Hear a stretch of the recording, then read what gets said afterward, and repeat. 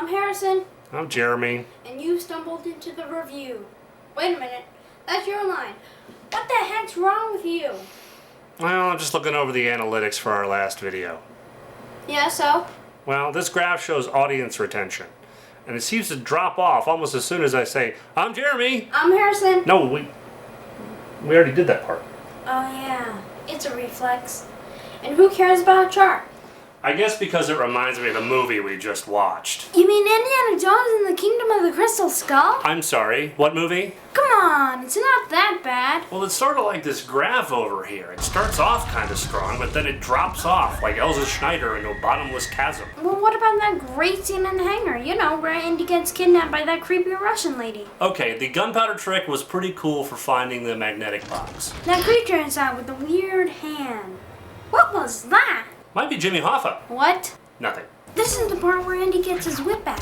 Now come on, you gotta like this part. It's really cool. The first 20 minutes of the movie isn't half bad. It's the Indy I remember when I was a kid. Like when Indy has to go rescue the Ark of the Covenant off the Nazi truck. Those are things that people can actually do. Yeah, things people can actually do. Like not getting burned in the fire of God just because you close your eyes.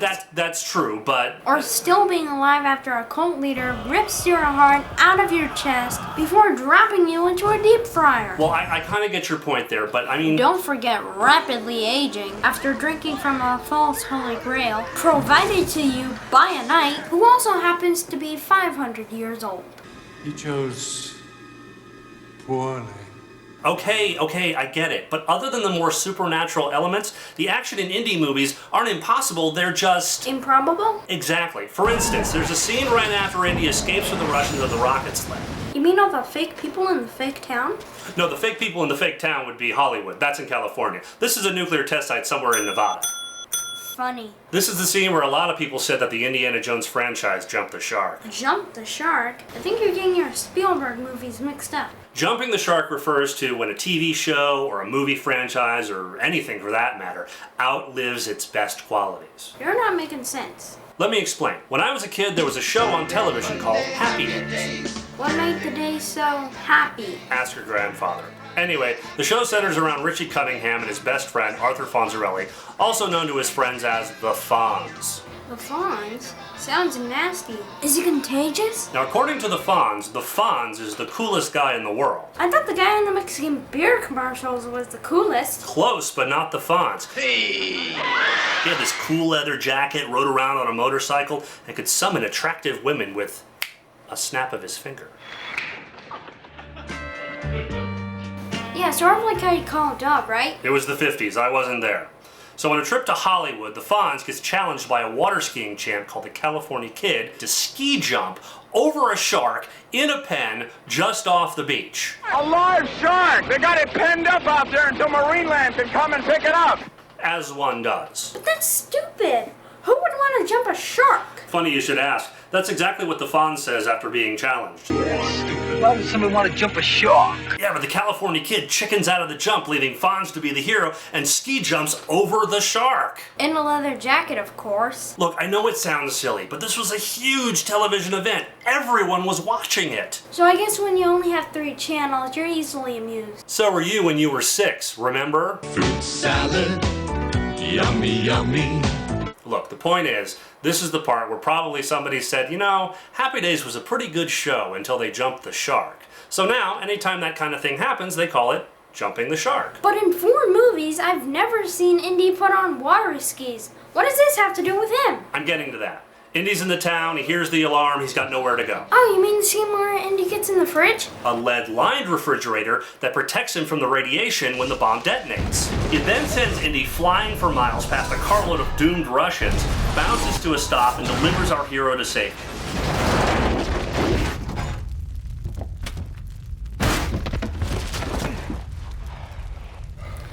That was cool. Yeah, it was my favorite scene in the movie. It was just so audacious. It wasn't impossible, it was Just improbable. Right, but many people thought it was just one step too far out of reality for Indy, and that's when Indy... Jump the shark? Hold on. That's what they used to say. What do they say now? Nuked the fridge. But for me, this scene is no more improbable than the minecart chase in Temple of Doom. Or the motorcycle chase in Last Crusade. Or even the motorcycle chase that takes place later in this movie. Yeah, after he meets Mutt. Hey, with the leather jacket and the motorcycle, he looks just like the Fonz. I know, he looks just like Marlon Brando. Dad, I was gonna say the Fonz. But the problem with this scene is it starts a pattern in the movie where Indy isn't driving the action. Yeah, so Mutt's driving the action. But it's not a Mutt Williams movie, it's an Indiana Jones movie. Why didn't they just call it Mutt Williams and the Kingdom of the Crystal Skull? Because no one would go see that. That's my point. Well, this is a different Indiana Jones movie. Well, it's not as good as Raiders. Nothing's as good as Raiders. Never will be. Maybe you'd like this movie better if you start judging on what it is instead of what it isn't. Well, the first half of what it is a pretty good movie. Better than most Michael Bay movies, but that's not saying a whole lot. I am directly below. The enemy scrotum. Yeah, and?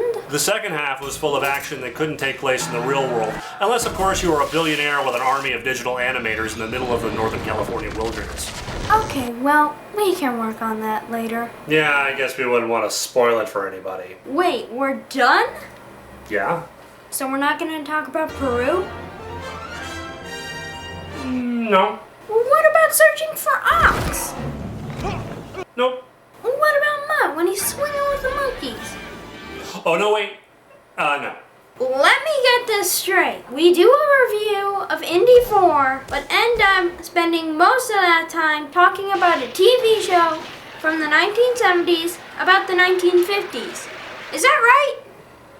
Yeah. Isn't there something important that you can add to this review?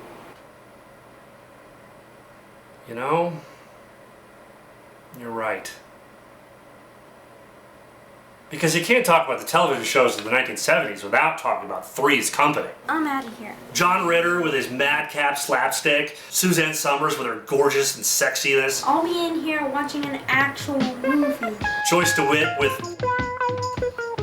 Joyce DeWitt. Come and knock on our door. We've been waiting for you. Where the kisses are hers and his. Three's company too. I'm your goddamn partner! Come and dance on our floor.